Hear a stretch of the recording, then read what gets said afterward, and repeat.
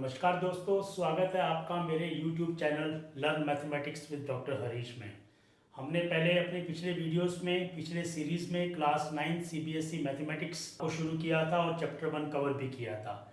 आज से हम जो है क्लास 11 CBSE सिलेबस का मैथमेटिक्स शुरू करेंगे। उसका चैप्टर 1 जो है सेट्स यानी कि सेट थ्योरी, उसको हम शुरू करने वाले हैं। तो आइए चलते हैं, मेरे साथ सीखते हैं sets chapter 1 class 11 CBSE syllabus. पहले देखिए सेट होता क्या है। सेट को अगर हम डिफाइन करें तो कोई भी एक ग्रुप ऑफ एलिमेंट्स यानी कि किसी भी एक जो है वेल डिफाइंड कोई ऑब्जेक्ट्स होते हैं या नंबर्स होते हैं, उनको अगर हम एक अलग से एक ग्रुप में बांध सकते हैं, एक ग्रुप में डाल सकते हैं, तो उसी को सेट कहते हैं।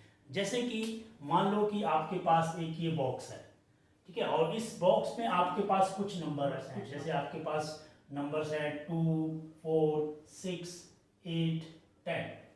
तो ये एक मान लीजिए कि एक वेल डिफाइंड हमने सेट कर दिया है। तो इस पर्टिकुलर ग्रुप को हम एक नाम दे सकते हैं और उस नाम को कह सकते हैं कि एक सेट है। ये सेट क्या है, आप इसको डेफिनेशन के रूप में अगर लिखें तो आप कह सकते हैं कि ये सारे के सारे जो हैं इवन नंबर्स हैं, लेकिन वो सारे के सारे इवन नंबर्स हैं और 11 से कम है। यानी कि वो सारी, आप इसको इसका नाम दे सकते हो कि a set of even integers less than 11। यानी कि इसको स्टेटमेंट की फॉर्म में हम इस सेट का नाम दे सकते हैं, यानी कि अ group of even numbers less या इवन इंटीजर्स लेस देन 11। तो उसमें से ये सारे नंबर आ जाएंगे, तो इसलिए ये एक ग्रुप बन गया। ऐसे ही मान लीजिए आपके पास एक दूसरा बॉक्स है ना, जिसमें कि मान लीजिए आपके पास जो है कुछ ऐसे जानवर हैं कि जैसे काऊ है ना, गोट है, ठीक है, बफेलो है, ठीक है। तो इस तरह के से कुछ मान लीजिए आपके पास ग्रुप है जिसमें कि ऐसे कुछ आपके पास एनिमल्स है। और ये एनिमल देखिए, काऊ है, गोट है, बफेलो है, ये है मिल्क प्रोड्यूसिंग जो है एनिमल्स हैं।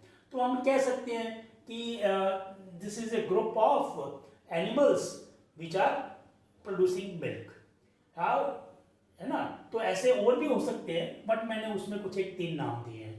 तो यानी कि इस तरीके से अगर आप एक वेल डिफाइंड यानी कि उसकी कुछ एक डेफिनेशन बन सकती है उस ग्रुप की, यानी कि उसको एक अलग कैटेगरी में रखा जा सकता है, चाहे वो कोई भी हो, चाहे वो नंबर्स हो या एलिमेंट्स हो, ऑब्जेक्ट्स हो, लिविंग और नॉन लिविंग, इन सब का जो है हम लोग एक ग्रुप में डाल सकते हैं। तो उसको हम बोलते हैं सेट, ठीक है। जैसे कि मैंने ये बोला, ये क्या है, सेट ऑफ इवन इंटीजर्स, ठीक है ना, इवन इंटीजर्स। इवन में भी हम कह सकते हैं इवन पॉजिटिव इंटीजर्स, क्योंकि इंटीजर जो हैं वो पॉजिटिव नेगेटिव दोनों होते हैं।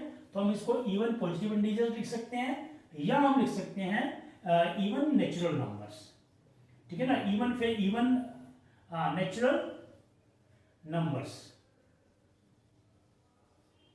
ठीक है। Set of even positive integers या फिर set of even natural numbers. But इसमें एक और चीज है, लेस देन 11, ठीक है ना।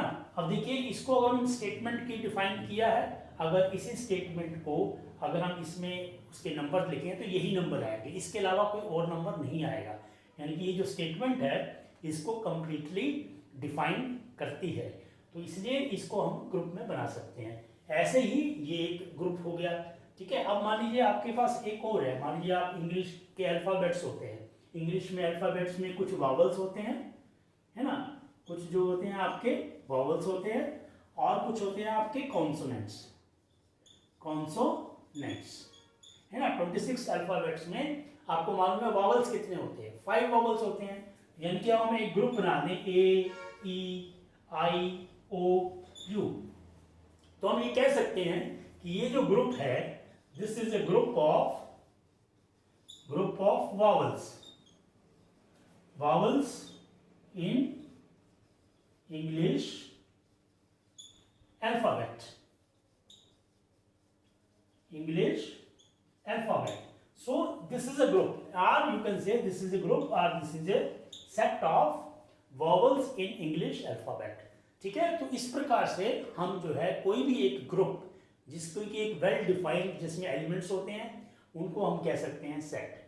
अब इसमें जो एलिमेंट मैंने बोला है इस ग्रुप का, यानी कि इस सेट का एलिमेंट कह सकते हैं, हम इसको मेंबर भी कह सकते हैं, हम इसको ऑब्जेक्ट भी कह सकते हैं। यानी कि ये जो आपके सेट के, ये ग्रुप के अंदर जो आपके जो एलिमेंट्स हैं इनको हम कह सकते हैं members of the group, or the objects of the group, or elements of the group, or the elements, or members, or objects of the set. तो हमने समझा कि सेट क्या होता है, यानी कि अगर इसको सेट की अगर डेफिनेशन हमने लिखनी हो तो हम लिख सकते हैं कि सेट की definition, it is a collection of, that means set is a group collection of well defined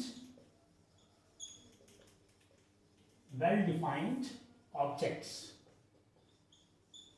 ठीक है ना। collection of well defined objects is called set, ठीक है ना। और उसमें जैसे मैंने बोला है कि collection जो है उसको हम objects है उसको हम elements भी बोल सकते हैं या मेंबर्स भी बोल सकते हैं। अब देखते हैं कि डेफिनेशन के बाद कि सेट्स को रिप्रेजेंट कैसे करते हैं। But there is a set way, mean definite way of representing the sets. तो वो हमारा क्या है, इसको हम लिख सकते हैं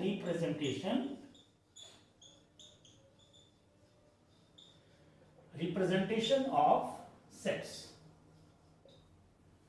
ठीक है। तो अब जब रिप्रेजेंटेशन की बात आती है तो ये देखिए सेट्स को दो तरीके से रिप्रेजेंट कर सकते हैं। पहला होता है रोस्टर फॉर्म,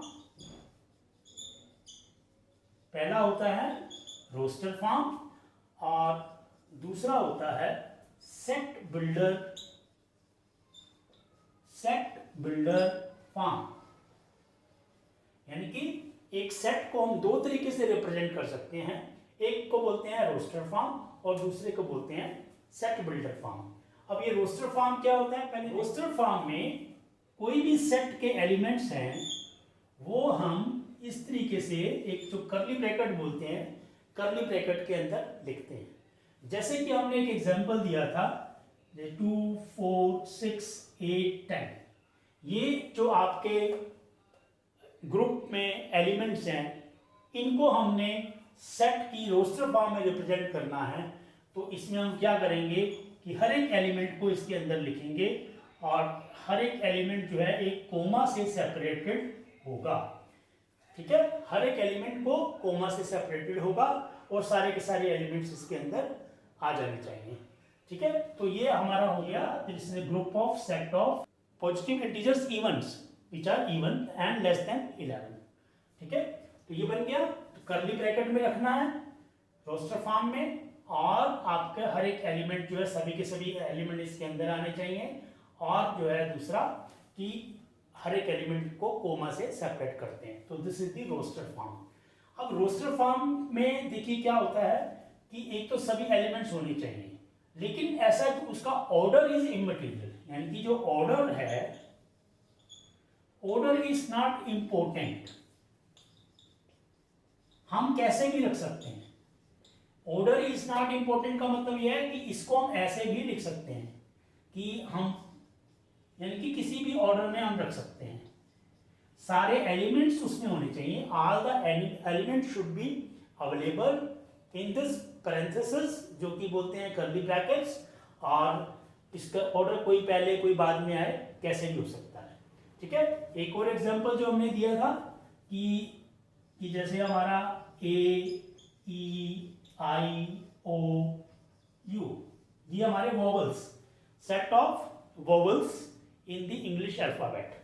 तो इसको भी हम जो है ऐसे भी लिख सकते हैं, यानी कि कोई भी पहला आ सकता है और कोई भी बाद में आ सकता है, ठीक है। तो इसको हमने कर्ली ब्रैकेट में रखना है। This is the roster form of representation of the sets. Roster form में जब हम रिप्रेजेंट करते हैं तो जैसे मैंने बताया कि एक तो इसका ऑर्डर इंपॉर्टेंट नहीं है, दूसरी बात यह है कि इसमें जो एलिमेंट है वो रिपीट करने की जरूरत नहीं है। यानी कि एग्जाम्पल के तौर पे देखिए, मैं स्टेटमेंट की फॉर्म में लिखता हूं, that is group of letters in combination.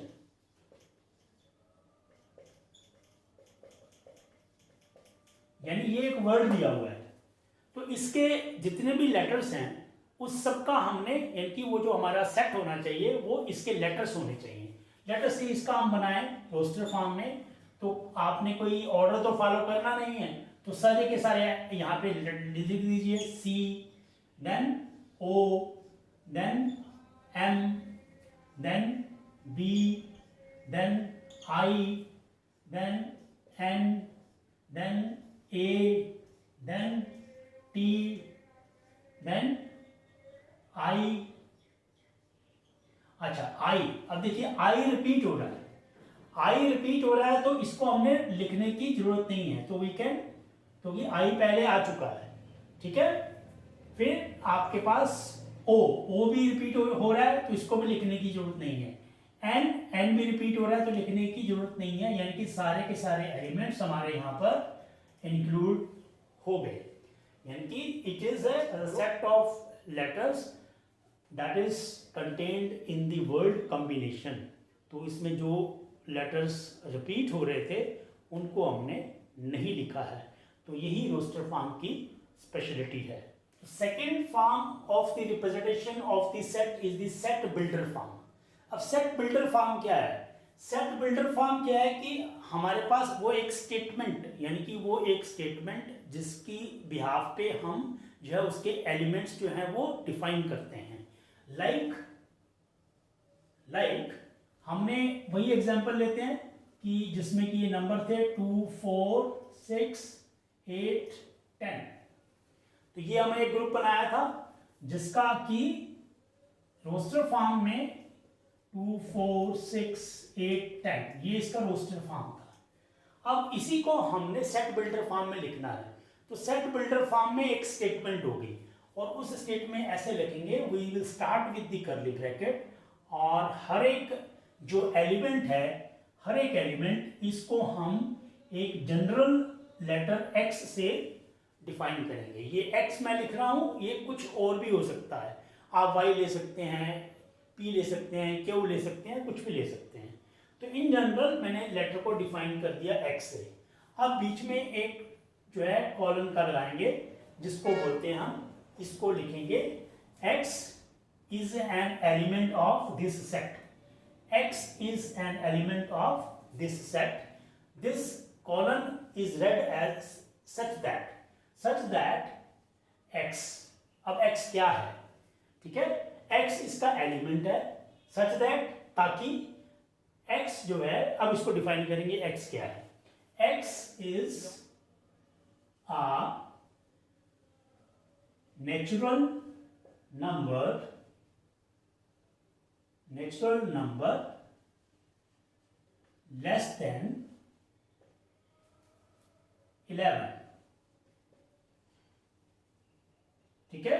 ये यहां पे खत्म होती है स्टेटमेंट। तो लेकिन ये स्टेटमेंट अभी अधूरी है, क्यों? क्योंकि ये जो है नेचुरल नंबर लेस देन 11 नहीं, इवन नेचुरल नंबर है, ठीक है ना। तो इवन नेचुरल नंबर, तो यहां पे हम लगा देंगे even, right. So that means x is such that x is an even natural number less than 11, ठीक है। तो ये हो गया एक स्टेटमेंट फॉर्म में, इसको हम बोलते हैं सेट बिल्डर फॉर्म। तो अगर हम देखिए इस स्टेटमेंट, अच्छा ये स्टेटमेंट ऐसी होनी चाहिए कि इसके में ये सारे एलिमेंट्स आ जाएं, और कोई भी एलिमेंट जो है इसके बाहर और नहीं होना चाहिए, तभी ये स्टेटमेंट इसको जो है डिफाइन करेगी, वेल डिफाइन करेगी, या कोई भी स्टेटमेंट इसके लिए वो कंप्लीट होगी, ठीक है। यानी कि अगर ये स्टेटमेंट में ये सारे एलिमेंट नहीं आते तो that means it is not aligning with this particular set. अगर इसमें कुछ और एलिमेंट रह जाते हैं या एक्स्ट्रा और होते हैं तो भी ये, जैसे मैंने लिखा था, अगर मैं इवन नहीं लिखता, यहाँ पे इवन नहीं लिखता, तो यहाँ पे जो ऑड नंबर नेचुरल नंबर्स थे वो भी आते, जो इस सेट का हिस्सा नहीं है, तो ये स्टेटमेंट हमारी गलत हो जाती। तो अब हम एग्जाम्पल देखें। आपके जो सीबीएसई बुक के जो सोल्ड एग्जाम्पल्स हैं उनमें से मैंने ये एग्जाम्पल लिया है, that is write the solution set of the equation x square plus x minus 2 equal to 0। यानी कि वो जो सेट है इस इक्वेशन के जो सोल्यूशन है उसका सेट है। तो सबसे पहले तो हमें इसको सोल्व करना पड़ेगा। तो इसको सोल्व करने के लिए देखें तो हम अगर आपने इसका सोल्यूशन सीखा हुआ है तो हम इसको कैसे भी सोल्व कर सकते हैं, और मैंने इसको डायरेक्ट लिख देता हूँ कि इसका x इक्वल टू जो है 1 एंड x इक्वल टू -2। तो इसका solution x equal to 1 and x equal to -2 आता है। इसका सोल्यूशन ये कैसे आता है ये अभी मैं जिक्र नहीं कर रहा हूँ। अब हमारा पर्पस है इन दो का सेट बनाना, तो हम पहले रोस्टर फॉर्म में बनाते हैं। रोस्टर फॉर्म में अगर इसका सेट बनाएंगे तो दो एलिमेंट्स आएंगे, क्योंकि ये क्वाड्रेटिक इक्वेशन है। क्वाड्रेटिक इक्वेशन के जो है मैक्सिमम दो सोल्यूशन निकल सकते हैं, और उन दो सोल्यूशन में हमने देखा एक आ रहा है x इज इक्वल टू 1, या इसको हम लिख सकते हैं x minus 1 is equal to 0। दूसरा आ रहा है x माइनस 2, यानी कि इसको लिख सकते हैं x प्लस 2 इक्वल टू 0। ठीक है, तो इसका जो रोस्टर फॉर्म में सोल्यूशन क्या आएगा, इसका रिप्रेजेंटेशन, यानी कि दो ही लेने हैं एलिमेंट्स 1 एंड माइनस ऑफ 2। ठीक है, ये तो हो गया रोस्टर फॉर्म में representation of the set which is the solution for this particular given equation। अब इसको सेट बिल्डर फॉर्म में कैसे लिखेंगे? सेट बिल्डर फॉर्म में अगर इसको लिखना है तो ये आ जाएगा, it is an element x such that x is the root of the equation x square plus x minus 2 equal to 0। ठीक है, x is such that x is the root of the equation this। अब root आपको मालूम है, root वो होता है कि अगर इसमें x की वैल्यू ये डालें तो ये सेटिस्फाई हो जाएगी, है ना। अगर मैं x की वैल्यू 1 डालूंगा, सोल्यूशन का भी मतलब वही होता है कि, और रूट का मतलब भी वही होता है कि जो x की वैल्यूज आती हैं उसको अगर इस इक्वेशन में रख दिया जाए तो left hand side is equal to right hand side आती है, वही हमने लिखा है। तो सेकंड एग्जांपल जो आपका बुक में है वो है, ये आपको एक क्वेश्चन है, राइट द सेट, जो कि सेट बिल्डर फॉर्म में दिया हुआ है, इसको हमने रोस्टर फॉर्म में लिखना है। x is such that x is a positive integer and x square is less than 40। तो पहले हम रफ में हम इसको थोड़ा सा देख लेते हैं कि कैसे कैसे, यानी कि x एक पॉजिटिव इंटीजर है। तो पॉजिटिव इंटीजर मतलब कि आपकी नंबर लाइन पे ये आपके इस तरफ आने चाहिए 0 से लेकर के, और x square is less then 40, यानी कि उसका जो x का जो स्क्वायर है वो लेस देन 40 आना चाहिए। इसको सोल्व करने के लिए हम क्या कर सकते हैं, x square is less then 40, तो यहीं पे सोल्व कर लो। अगर x square is less then 40 है तो अब x की वैल्यू क्या होनी चाहिए, x should be less than under root of 40, है ना। हमने स्क्वायर रूट कर दिया, तो दोनों का स्क्वायर रूट करेंगे तो यानी कि x should be less than under root of 40। जब x is less than under root of 40 तो अब हम कह सकते हैं कि इसमें ये देखिए आपका जो ऐसा कौन सा नंबर है जिसका अंडर रूट करें तो या स्क्वायर करें तो वो हमारा 40 या 40 से कम आएगा। और वो थोड़ा सा आप देखिए कैसे करना पड़ेगा। आप 1 का स्क्वायर इक्वल टू 1, 2 का स्क्वायर 4, 3 का स्क्वायर 9, ठीक है। ऐसे ही 4 का स्क्वायर इक्वल टू 16 एंड 5 का स्क्वायर 25 एंड 6 का square 36 and 7 square equal to 49, यानी कि ये x की वैल्यू जो है वो 7 से हमारी 7 स्क्वायर 49 है, तो इसका मतलब है कि x की वैल्यू जो है हमारी 7 से हमारी कम होनी चाहिए। तो इस x जो आपकी वैल्यू है वो पॉजिटिव इंटीजर होना चाहिए। तो अब इसको हम सेट बिल्डर फॉर्म में बनाते हैं, तो यानी इट इंप्लाइज दैट या पॉजिटिव इंटीजर कहाँ से आ जाएंगे, 1 भी होना चाहिए उसमें, 2 भी होना चाहिए, ठीक है, 3 भी होना चाहिए, 4 भी होना चाहिए, 5 भी होना चाहिए, 6 भी होना चाहिए, 7 नहीं होना चाहिए, क्योंकि 7 अगर हो जाएगा तो x स्क्वायर की वैल्यू वो 40 से ज़्यादा हो जाएगी। So that means this is our answer. That means in roster form आप इसको चेक कर लीजिए आप कि ये आपका पॉजिटिव इंटीजर है और इसकी किसी का भी स्क्वायर करें तो उसकी वैल्यू लेस देन 40 आनी चाहिए, और लेस देन 40 आ रही है तो क्योंकि हमने इस तरीके से इसको करके देखा। ठीक है, तो कैसे एक सोल्व करना है, स्टेटमेंट को आपने पढ़ना है, स्टेटमेंट को पढ़ के रफ में आपने करके देखना है कि कैसे जो है हमारी जो है वो कंडीशंस फुलफिल हो रही हैं। जब तक आपकी सारी की सारी गिवन कंडीशंस इन दी स्टेटमेंट फॉर्म फुलफिल नहीं हो जाती, यानी कि आपकी सेट्स के सारे एलिमेंट्स जो आपके वो नहीं बन पाएंगे। तो आपकी बुक का जो थर्ड एग्जांपल है, सोल्ड एग्जांपल, उसमें देखिए क्वेश्चन क्या है कि write set A is equal to, ये रोस्टर फॉर्म में दिया हुआ है, the elements are 1 4 9 16 25 and dot dot का मतलब है कि ऐसा ही सेम पैटर्न इज कंटिन्यूड, और इसको हमने सेट बिल्डर फॉर्म में लिखना है। तो सेट बिल्डर फॉर्म में लिखने से पहले ही हमें चेक करना पड़ेगा ये पैटर्न कौन सा फॉलो कर रहा है, यानी कि ऐसा क्या पैटर्न की सिमेट्री बन रही है। तो उस पैटर्न की सिमेट्री चेक करने के लिए आप देखिए कि नंबर 1 जो है पहला एलिमेंट, ये आपका क्या है, ये आपका 1 का स्क्वायर है। तो सेकेंड एलिमेंट 4 है, ये आपका 2 का स्क्वायर है। थर्ड एलिमेंट है आपका 9 which is equal to 3 square, फिर आपका है 16 which is equal to 4 square, and next element is 25 which is equal to 5 square, और ये पैटर्न कंटिन्यू हो रहा है, यही पैटर्न है। तो यानी कि ये आपके ओरिजिनल एलिमेंट्स हैं, और ये ओरिजिनल एलिमेंट्स का पैटर्न क्या है, these are the squares of these numbers. और ये नंबर्स क्या हैं, ये नंबर्स आप देखिए 1 से शुरू हो रहे हैं और 5 एंड कंटिन्यू आगे जा रहे हैं। तो जो 1 से शुरू होने वाले नंबर, इस तरह के नंबर्स कौन से हो सकते हैं, वो आपके नेचुरल नंबर्स हैं। तो एक ये पैटर्न पता लगने के बाद अब हम इसको आसानी से इसकी एक स्टेटमेंट लिख सकते हैं, और वो स्टेटमेंट क्या आएगी, इसमें x इज द एलिमेंट, और हम लिख सकते हैं x is equal to n square. हमने कोई एक नंबर ले लिया n का स्क्वायर है। अब n क्या है, ठीक है ना, एंड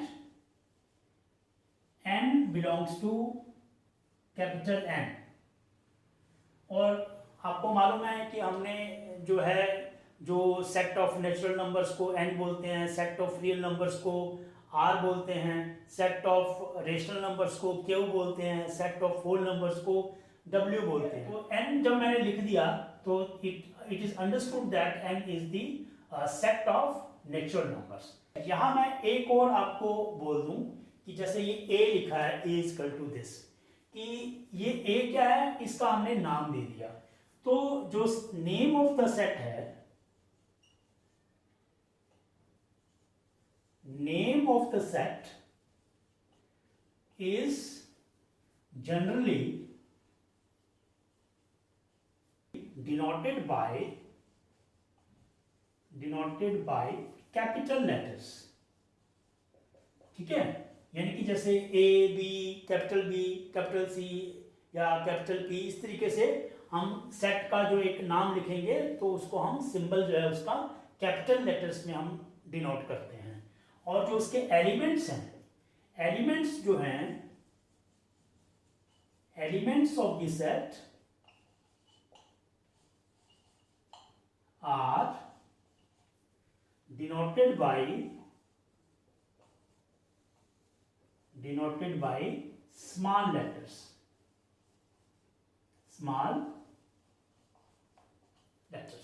ठीक है। यानी कि अगर मुझे लिखना हो कि इसके एलिमेंट्स क्या हैं, A B C D P Q R S जो भी हैं, वो आप जनरली जो है एक, आपको मालूम है मैथमेटिक्स में जनरली हम एक स्टैंडर्ड नोटेशंस यूज करते हैं।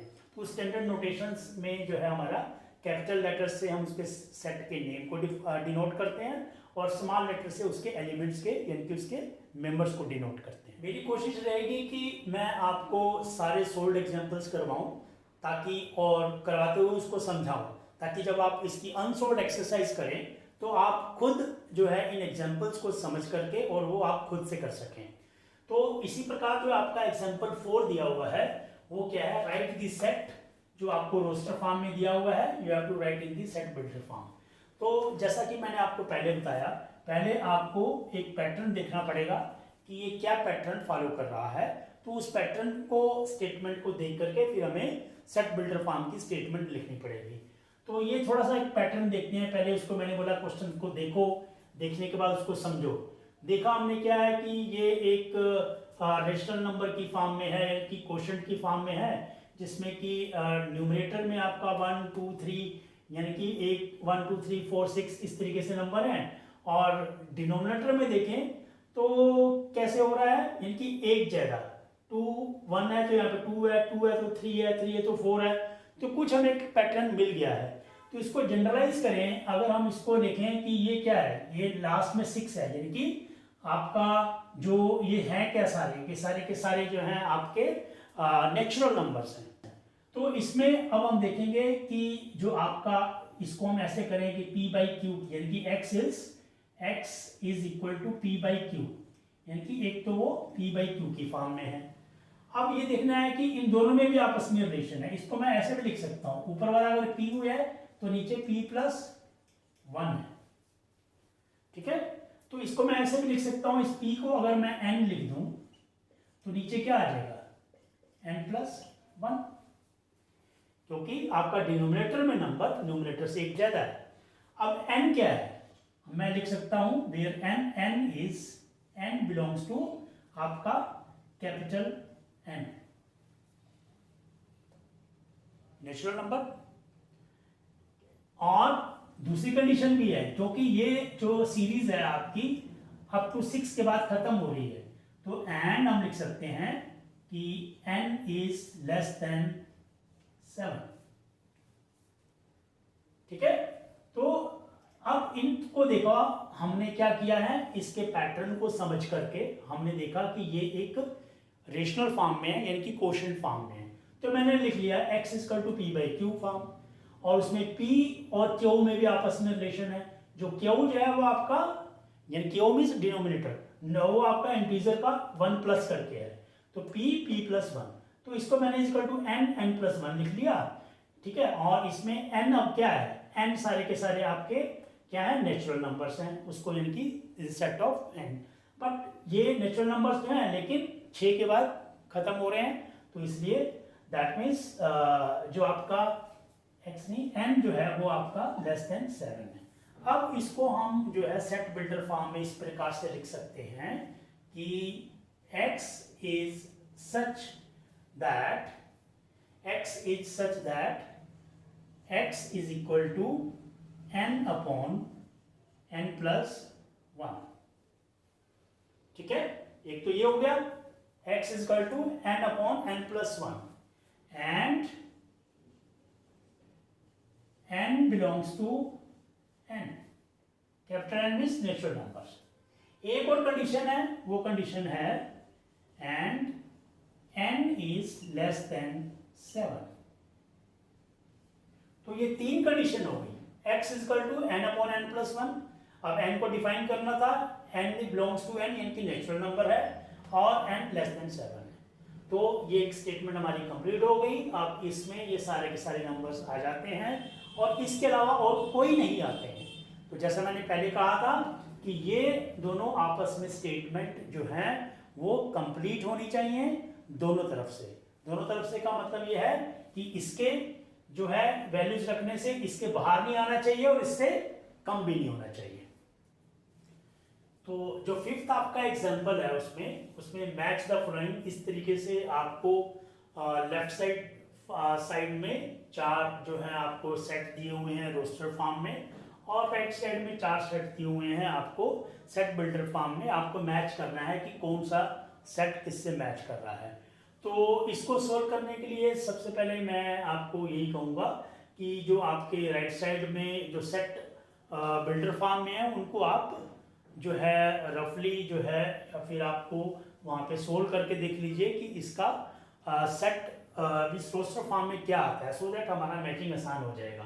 जैसे कि पहला देखें हम x is such that x is a positive integer and is a divisor of 18, यानी कि x जो है वो एक पॉजिटिव इंटीजर है एंड यानी कि पॉजिटिव इंटीजर है। पॉजिटिव इंटीजर का मतलब है 1 से शुरू होकर के और आगे तक, और and is a divisor of 18। Divisor of 18 यानी कि 18 से उसके जो उसके फैक्टर्स हैं वो हो सकते हैं। अब 18 का फैक्टर क्या हो सकता है जो पॉजिटिव इंटीजर हो, यानी कि उसको हम क्या करना है 18 को फैक्टराइज करके देख लीजिए। फैक्टराइज करते हैं तो हम 1 से शुरू करते हैं, 1 भी इसका फैक्टर है, फिर 2 से भी डिवाइड हो जाता है, 2 लिख लेंगे, फिर 3 से भी डिवाइड हो जाता है, 3 लिख लेंगे, 4 से ये डिवाइड नहीं होता है, ठीक है, 5 से नहीं होता, 6 से हो सकता है तो 6 लिख लेंगे, 7 से नहीं होता, 8 से नहीं होता, 9 से हो सकता है, 9 लिख लेंगे, और फिर जो है आपका 10 से नहीं होता, 11 से, 12, 13, 14, 15, 16 से नहीं होता, 17 से, लास्ट फिर 18 से हो सकता है। तो यानी कि अगर इस सेट बिल्डर फॉर्म से हमने रोस्टर फॉर्म में बनाए तो ये आपका आ जाता है, ठीक है। और ये हमारे पास देखिए ये इससे मैच कर रहा है, तो यानी कि जो ए जो है वो आपका नंबर 3 से मैच करेगा, ठीक है। ऐसे ही अगर हम सेकंड में देखें तो सेकंड का ये आपका क्या है, x is such that x is an integer and x square minus 9 is equal to 0, यानी कि वो जो इंटीजर तो है लेकिन वो कौन से इंटीजर है जो कि इसको भी सेटिस्फाई करते हो। तो जो इसको सेटिस्फाई करें तो इसको हम सोल्व करें तो क्या आ जाएगा आपका x square is equal to 9, जो कि सोल्व क्या आ जाएगा, इसको हम स्क्वायर रूट करेंगे तो x is equal to plus minus 3, क्योंकि प्लस 3 का स्क्वायर भी 9 होता है और माइनस 3 का स्क्वायर भी 9 होता है, यानी कि दो वैल्यूज आती हैं x is equal to +3 and -3। तो इसको हम सेट बिल्डर फॉर्म में लिखेंगे अगर, तो ये हमारा बन जाएगा -3 एंड +3। अब देखिए यहाँ पे मैच करता है, ये देखिए फोर्थ वाला यही है, so that means B is matching with fourth, ठीक है। ऐसे नेक्स्ट लिखो, x is such that x is an integer, x एक इंटीजर है एंड x + 1 = 1। तो इसको सोल्व करेंगे तो x + 1 = 1, सो दैट मीन्स यहाँ से आ जाएगा x = 1, ये 1 उधर जाकर के माइनस हो जाएगा। अच्छा ये आपको मैं आपको बता दूं कि जो बेसिक ऑपरेशंस जो मैथमेटिक्स हैं दीज आर वेरी इंपॉर्टेंट, और जिन लोगों को बेसिक ऑपरेशंस में दिक्कत है तो मेरी पूरी की पूरी बेसिक मैथमेटिक्स के ऊपर, बेसिक ऑपरेशंस के ऊपर एक प्लेलिस्ट है, उसको जो उसका लिंक मैंने ऊपर दिया है उसको जरूर देख लें। तो आइए, तो x = 1 - 1 which is equal to 0। तो यानी कि इसके अगर हम एलिमेंट बनाएंगे तो केवल एक ही एलिमेंट आएगा, क्योंकि वो एक इंटीजर होना चाहिए, ये इंटीजर है और इसको सेटिस्फाई करना चाहिए, इसको सेटिस्फाई केवल एक ही एलिमेंट कर रहा है, दैट इज 0। तो यहाँ पर कोई है, ये देखिए सेकंड वाला है, तो that means C is matching with second.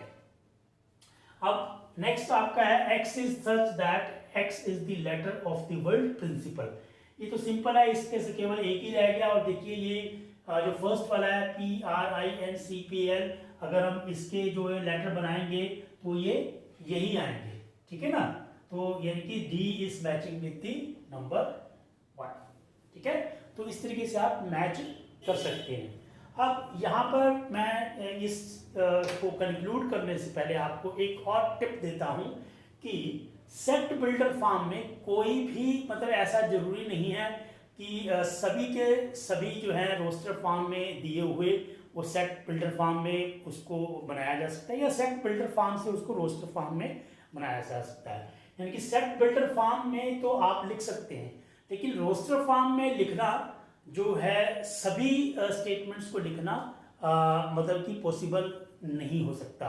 जैसे कि मैं आपको बोलूं कि एक एग्जांपल दूं कि right the set which contains the numbers of all the real numbers। अब आपको मालूम है कि all the real numbers तो इनफाइनाइट हैं, और उसमें जो है आपके कोई भी वैल्यूज आ सकती है डेसिमल फॉर्म में, है ना, रेशनल नंबर, इरेशनल नंबर्स, तो उनको जो है रोस्टर फॉर्म में लिखना दैट इज इम्पॉसिबल। तो यहाँ पर एक हिंट है कि अगर आपका रोस्टर फॉर्म में दिया हुआ है तो जरूरी नहीं है, सॉरी सेट बिल्डर फॉर्म में दिया हुआ है तो जरूरी नहीं है कि उसको हम रोस्टर फॉर्म में भी लिख सकते हैं। तो यहाँ पे आपका अब ये करने के बाद आप exercise 1.1 of the CBSE class 11 वो आप कर सकते हैं। और उस एक्सरसाइज के ऊपर आपको कोई भी क्वेश्चन नहीं आ रहा है तो आप कमेंट बॉक्स में लिखें। और अभी भी ये जो इस पे आपको कोई भी पॉइंट समझ में ना आ रहा हो, कोई टॉपिक कॉन्सेप्ट समझ में ना आ रहा हो, वो भी आप कमेंट बॉक्स में ज़रूर लिखें, ताकि जो है उसको मैं नेक्स्ट अपनी क्लास में आपको उसको रिवाइज कर सकूं, या फिर जो है आपका उसका कमेंट बॉक्स में उसका जवाब दे सकूं। थैंक यू, धन्यवाद।